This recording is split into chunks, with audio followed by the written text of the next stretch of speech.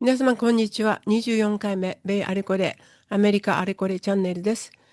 今日は、これ、イランの今の戦争が始まる前のことなんですが、このスティーブ・ウィッコフ氏が、あの、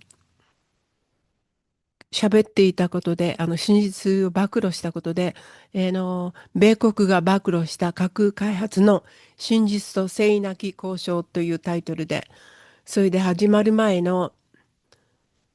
レーションが始まる前の内輪話として、その中で交渉中にイランの外相が叫び声を上げて怒鳴り始めたというものです。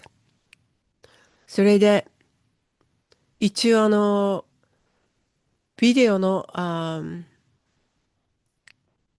ビデオの中身、約10分ぐらいでしたが、それを字幕でもちろん出ますけれど、日本語の字幕が出ますけれど、一応ようやく、サマリーだけを一応、シェアさせていただきます。そうすると、もっとわかりやすいと思いますので、アメリカ合衆国特別大使のスティーブ・ウィットコフ氏は、ジェレッド・クシナー氏と共にイランとの交渉を複数回実施しました。交渉はミッドナイト・ハンマー作戦の前後で合計合計9回以上行われましたが、イランは核濃縮禁止と弾道ミサイル証言という米国の赤線を一切譲歩しませんでした。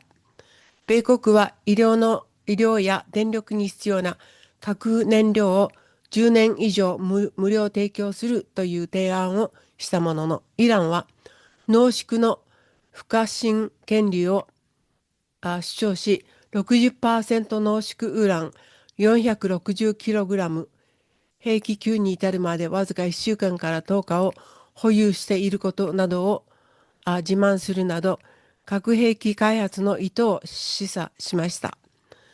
また交渉では、中間者を通じて間接的なやり取りを希望し、直接交渉の権限も持たない外交官が対応するなど、誠意の欠如が明らかでした。イラン外務省のアッバース・アラクチ氏は、交渉中外交的に得られないものを軍事的に奪えると述べ、米国がナタンズ、フォード、エスファーソン、エス、エスファス、sorry、エスファハンの核施設を破壊した事実を否定。これは自国で核機器を製造し、再構築可能であるという警告と解釈されました。米国はイランが提示した合意文書を分析することを拒否し、その中には、濃縮禁止を回避する仕組みが含まれていたことから、誠意がないと判断しました。最終的に米国は、イランが合意に至る準備ができていないと結論付け、交渉は終了しました。それでこの後にすぐ、攻撃が始まったんですね。このビデオは確か昨日だからアメリカ、そう、マーチ10だったと思います。それで、その後に、インタビューの後に、ウィットコフ氏は今後、イスラエルを訪れ、イラン、レバノン、ハマスの非武装化を含む平和合意の最終調整を行う予定です。これはトランプ大統領の指示による中東の平和維持のための包括的な政策の一環です。それでは、YouTube ビデオをシェアしましょう。させていただきます。Sorry. United States Special Envoy Steve Witkoff joins me. Nice to talk to you, sir. Hi, Greta. How are you? I'm very well. So, since you are the chief negotiator and sort of to take a look at what efforts were made by the United States to negotiate with Iran before we struck, can you give me an idea? Do you have any idea or do you remember how many times you made trips overseas to meet with Iran? Well, before the first action, Operation Midnight Hammer, I'm pretty sure that I went there 6 times. Europe and Muscat included. And then after Operation Hammer, which was last June, about how many times did you meet with them or even speak to them on the phone? Well, when the last round of negotiations started, Jared and I visited with them, negotiated with them 3 separate times. In all that time, was there ever any indication they wanted to budge? Look, they claim that that they were ready to make concessions, but there was no palpable evidence of it. In the first meeting that we had with them, they actually opened up. I mean, there was an aircraft carrier out there, but they actually opened up that they had the inalienable right to enrich. And our response was somewhat along the lines of, or President Trump views it that we have the inalienable right to stop you from enriching. And that's just how the negotiations began. Sort of a strange way for them to negotiate if they were there to make compromises and to stand behind the statements that they were only using nuclear for the greater good of their society, which is what they said to us. Well, explain this to me, is that, as I understand it, the United States offered to, at one point, to give them free, I assume other nations have pitched in, enriched uranium to meet medical needs as well as power, which is far less than that you need for a nuclear weapon. Was that ever on the table to Iran, and did they reject that? At the last session, Greta, we actually said to them, we'd like to see you not enriching, and we'd be prepared to give you free fuel for at least 10 years, perhaps longer, that would allow you to power and do the things that you claim you want to do on behalf of your people. And they said, you know, their response was sort of awkward. It was, we don't need you to do that for us. But of course, if you're intent on enriching, if you're intent on stockpiling, if you're intent on getting towards a weapon, then what you can't do is take fuel from somebody else, because it would come to them enriched already at a level that can never get them to a weaponized instrument. So that didn't work for them for the obvious reasons. Well, that ought to mean, obviously, that's sort of a clue, because that's a deal of a lifetime, because they get everything they want at no price if that were indeed what they wanted. With whom were you dealing at this last meeting? We had the foreign minister, Abbas Arachi, and his deputy at the meeting, and there was some other staff there as well. Did you have a sense that he had any authority, or was he just sort of talking to you, and then he was going to go make a phone call to the Ayatollah or somebody else? Did he seem as a foreign minister to be able to bind the country? No, actually not. And I said it, and I think it disturbed him to say it, but I didn't say it to be disrespectful or impolite to him. I said to him, first of all, their intention was to have conversations with us indirectly. In other words, be speaking through an interlocutor who would then pass messages. And if you're there to make a deal, that's just not a format that works. We needed to. He did not have approval to talk directly to us on the telephone. Texting, maybe, but this was something that, if it was going to be settled, would have required round-the-clock activity, and we never had the sense that he had that authority. And if he had that authority, that he was prepared to exercise it. We never saw him leave the room as we set down boundaries or red lines and say, let me get a steer from someone back home. That would be something that would be very customary for me and Jared, and it was anathema for him. Were the negotiations, though, cordial? I mean, sometimes you go into negotiation and you're not going to wheel and deal, or you've got your own red line or whatever, but nonetheless, it could be quite cordial. Was the foreign minister cordial to you? Because he's mocking the United States now on Twitter. He's making fun of our gas prices. Yeah, I had a very aggressive confrontation with him in the last session that we had. We actually started in the morning, Greta. Said to him, why don't we take a break? We'll go back to our foreign policy team, Jared and I, and we'll brief them on where we are, and we'll get a steer from them. And we came back and made a proposal, an updated proposal with regard to fuel, but also with regard to no enrichment and how long that would last, no sunset, things of that sort. And he started yelling and screaming. And I was very calm with him, as I recall. I said to him, well, maybe you'd just like me to leave and we can just call it a day. And of course he said, no. But it's hard. Look, in the first session that we had with them, he acknowledged, even boasted, that they had 460 kilograms of 60% enriched material. That 60% enriched material is roughly 1 week to 10 days away from being 90% weapons grade. That's a statistical fact. He then said, you and I both know that is roughly 11 bombs worth of material. So that's valuable. And you know we have it, and we know we have it. What are we going to do about it? That's how that session began.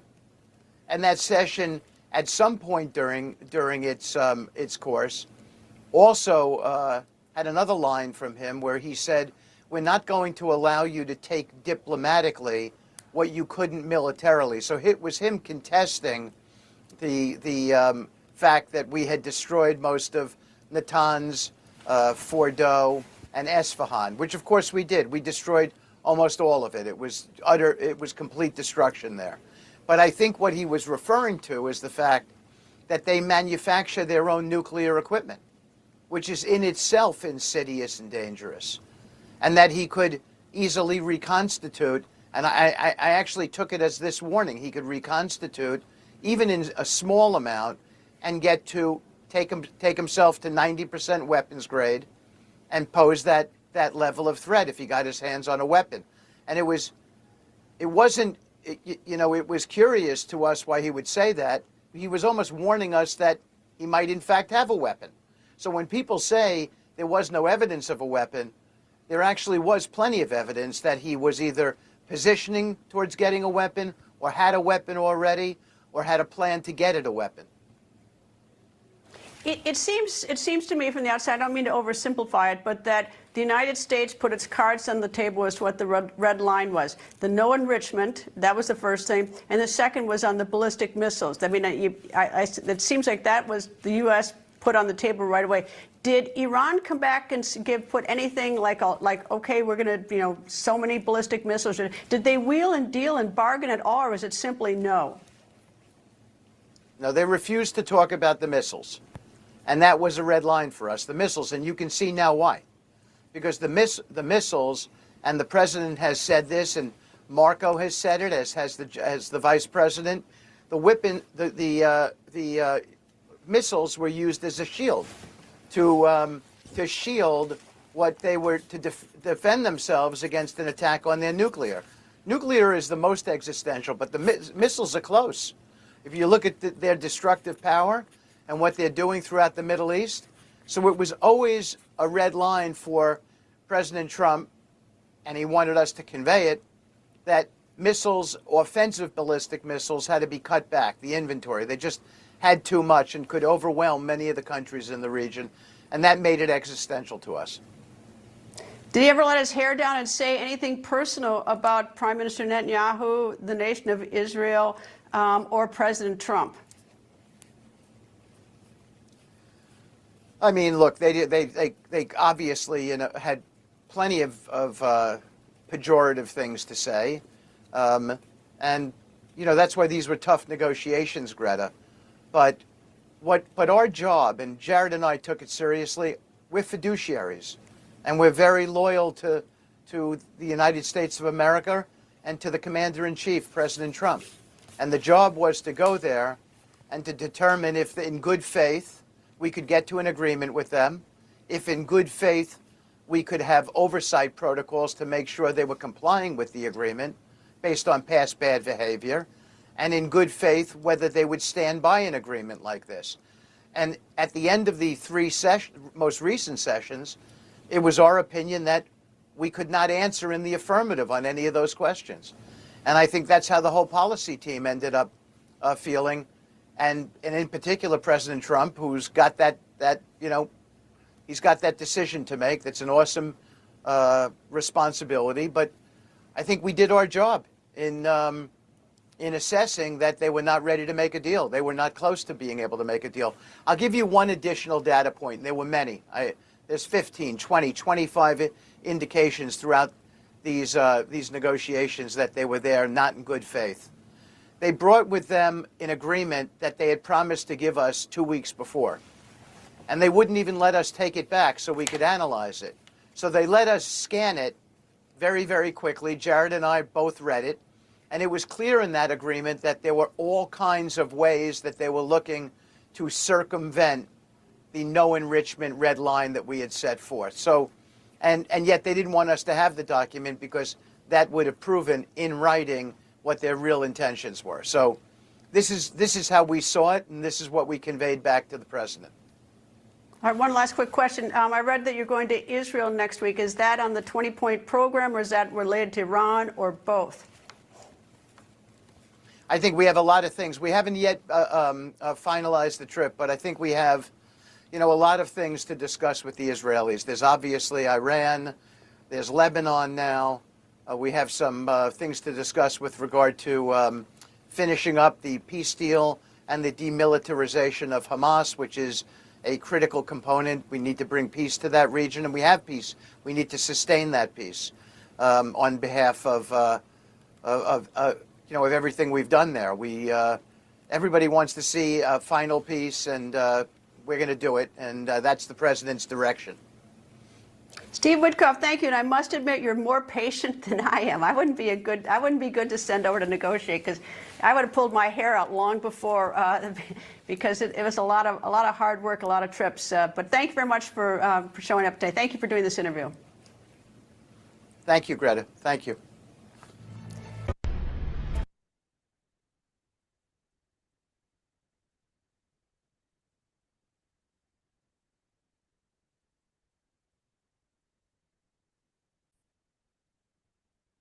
皆さんいかがでしたでしょうか。